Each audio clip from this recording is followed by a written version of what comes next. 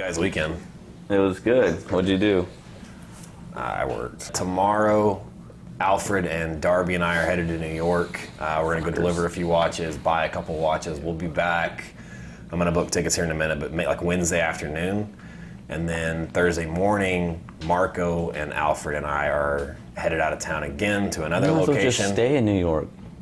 Because we got to come back to get our suits and repack. I'll ship them to you. I haven't had one fitted yet. Oh, what's going on in Miami? I'm going to look at space again. Oh, well then I'll want to go. The building. I want to see just that. Gotta kind of hang out. You got anything working? So when you guys are gone, I guess I'll be focusing on running the store with you, Dylan. Yeah. Do you have anything that you need as far as while they're gone? No, just some inventory to shoot. So, yeah, I'll give you on pricing. So well, we have a photographer. Photographers come. Yeah, they're here every morning from 8 to. So you'll be here 11. tomorrow or Tuesday as well? Every morning. Okay, cool. Because I was just wanted to plan some lifestyle stuff. I'm gonna try to have this McLaren for tomorrow so we can do some shoots. That'd be really cool.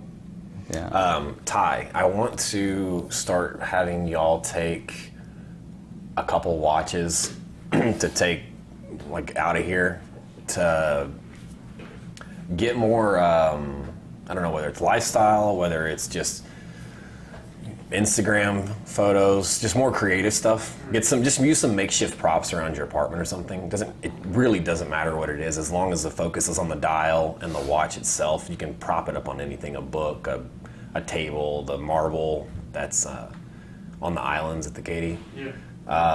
But I want y'all to start taking a couple out a day and get some cool, interesting shots, mainly for social media. Okay, sounds good. And then there's a couple of coffee shops in town that are kind of like upscale or some restaurants or something like that. Have it sitting on the table.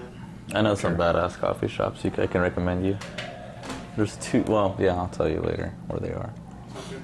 And then I asked Alex this morning, but will you create me a folder in my Dropbox account that drops all the lifestyle photos between watches and just us in general in one that I have access to? Because I want to use those on my personal also. Because I want to post individual photos of me and the guys all together on my personal account. Sales. So for sales, Vic, I want to get back to working with you, getting everything caught up, and then I actually want to work with Dylan as well and Sutton. Do you need anything as far as are you doing any type of sales yet? No. You're not doing any type of sales? He's just shipping, receiving. Yeah, and okay. then purchase orders and consignments. Did you ever figure out about that AP concept we bought? No, that was a bunch of bullshit. So they were I think they were antagonizing somebody that was backing us up because they were saying if this guy was vouching for us, and he was like, you better be ready to back them up with your money, because I think somebody sarcastically said we bought a Tourbillon. So somebody's starting shit. Yeah. Who started it? I don't know. I'm not in that group chat. And you want these photos, the ones that they're using in the stories, to be shot by Alex? No, because that takes too much time, and that's just quick. That's what I'm trying to figure out right there. So the stories, yes and no. They don't have to only use professional photos from Alex, but if you've got time and you're in here, yes, it's nice to have professional story photos, but it's you do it with pieces that we get a lot of. All the all the Batmans, the Hulks, the Starbucks, the stuff that we see repetitively. We can create pictures that can be reused multiple times. So it's not to where, I don't want it to be where they can only use professional photos, because they need to be doing stuff and videos all day, every day. But yes, it would be nice to have a collection of professional stuff that's shot in story format. So I would say just think in advance as far as what you want to focus on selling for the week. Because your wrist shots and your lifestyle is one thing, but if we can capture some of those will help sell. And then if you still want to use your iPhone, that's cool too. And if you and we'll use our iPhone for stuff that comes in immediately. Exactly. Yeah. But what I'm saying is, if you think about stuff that we have all the time, Batman's, Pepsi's, Starbucks, date and no date subs, presidentials, stuff that is going to be a slower seller, like that Vacheron, the Paddocks, stuff like that. Getting a really nice story wrist shot with room above and below gives us room to edit in a proper description, a very professional looking sales template.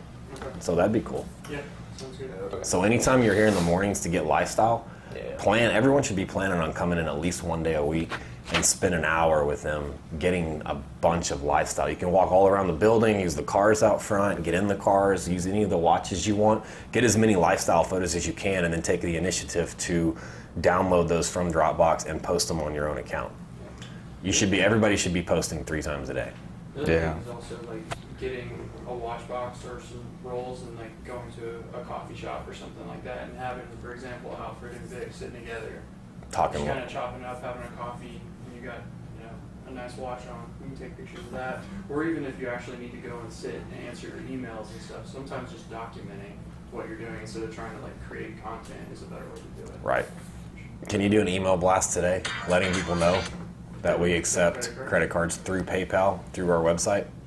Okay, so that's back 100%. They have to go through PayPal, but you need to make mention in the email that the PayPal address, like the confirmed address on PayPal, needs to match the address on your credit card for us to be able to back it, because we have a third-party insurer that's going to check all that, and they're going to give us the red light or the green light as to whether this PayPal account is backed by them, and then we're only going to ship to the address on PayPal. So explain all that in an email. But just the main thing is let them know that we are accepting credit cards through PayPal through our website. On the website, we need to come up with a better, so not everything's going to get run through a POS, which means it's not automatically going to fall off the website. So from now on, anytime you pack something up for shipping or y'all get it ready, get a list to either you or Ty. Those need to come off the website once stuff's sold. Hey, good morning, Travis. Hey, good morning. How's it going? Good. Real quick, this newest lease that I've got in my inbox, it's got the responses from the landlord. These have all been... Yeah, so basically I sent them over our comments back to them, and then what we sent back to you were their comments back. So I see on the beginning of it, our commencement date on the lease is November 1st, correct? Yeah, November 1st. But so it's ready. I mean, like you and I have talked, all the changes. Yeah, I mean, look, if you sign the good. lease today, they'll give you the keys today. So basically what they call any type of changes or edits, they call those alterations, right? Anytime you're altering the premises. Okay. And basically, you can do up to like $15,000 of cosmetic work, and you don't have to you don't even have to go to the landlord for consent. And cosmetic work is kind of defined as anything that's like not permanent, from the sense that like you're not moving walls, you're not touching electrical or HVAC or all that. Yeah. So like if you're painting or like adding carpet or hanging pictures on the wall, like that's not that's all cosmetic. That's not structural, right? So you can pretty much do anything that's cosmetic without the landlord's consent. Now, if you start like moving walls and like touching the electrical, the HVAC. I don't think we're moving any walls, but there's going to be electrical. There's going to be a lot of electrical added because we're adding alarm systems. We're adding surveillance systems. First entry, I think we talked about putting a double door there and a securing, lock. You got a buzz in, buzz out kind of thing. Yeah. So we're going to be doing that. We're going to outfit one of those offices as a YouTube studio. So there's going to be a lot of lights and cameras. Yeah. So basically you can do all that. Yeah. Just the way it's written is think of it this way, for every $100,000 you spend. Okay. And you said something like there's one instance where it's 5% and there's another instance where it's 2%. So like as an example, Cushman & Wakefield has a construction management team. So if you were to go hire a third party, like maybe Nishu, what I don't know is if they'll recognize Nishu or not, but if you had a third party construction management company who was overseeing your build, then the landlord would still charge a 2% oversight fee. If you did not have a construction management company, like a third party managing the build, then the landlord would charge a 5% fee.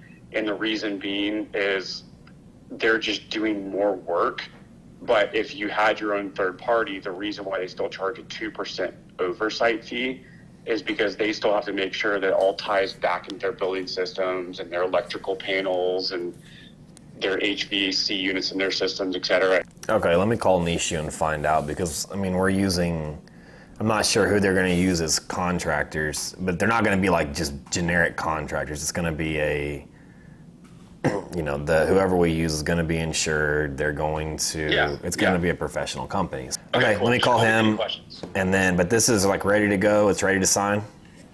Yeah, I mean, look, it's I've reviewed it. I'm good with it. I just want to make sure that, we go in fully just knowing everything, right? Okay, I'm going to call Nishi right now and run this by him. All right, just call me back later. All right, thanks, man. All right, see ya. Bye. What's up, man? Hey, what's up, buddy? How are you? Good. Good. We're about to sign our lease here today or tomorrow.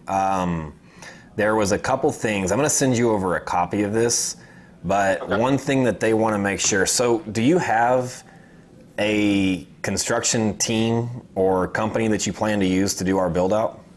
Yes. Do you have a construction manager? I believe so. I need to consult with KT. Okay. But why? Because they want to have, it says that they can charge me, the landlord's going to charge me 5% of any build outs for them to go out and hire an overall construction manager if they do it on their end. But if we do it on our end, they're only going to charge me 2%. What are they asking for? Do they need contact information, just a name, credentials? Like, can you send me a copy of what they're asking you for? I'm going to send you a copy of the lease, because there's two things that you should read on here. There's a work order, and then there's just a clause in here. But it says that they want someone to oversee, they want a manager to oversee the project to make sure everything complies with permits and codes and, Of course. everything that goes along with the building. They want to probably make sure that you're not doing it on your own. Right. Which is a fair thing to ask. Sure. I just wanted, they're going to charge 5% for them to provide this person, or they're going to charge us percent of what? the total cost of the build.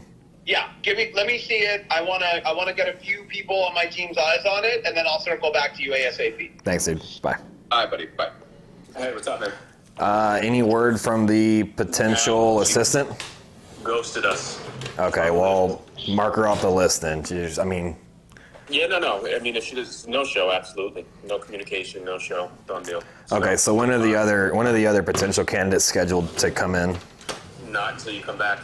So So next week. Next week? Let's do Tuesday. Monday's too hectic. Okay. Yeah, so Tuesday or Wednesday. Anything after 10. How many candidates do you have? I have 3 total right now that I whittled down to. So Not- now it's 2. Now it's 2. So- Okay. All right.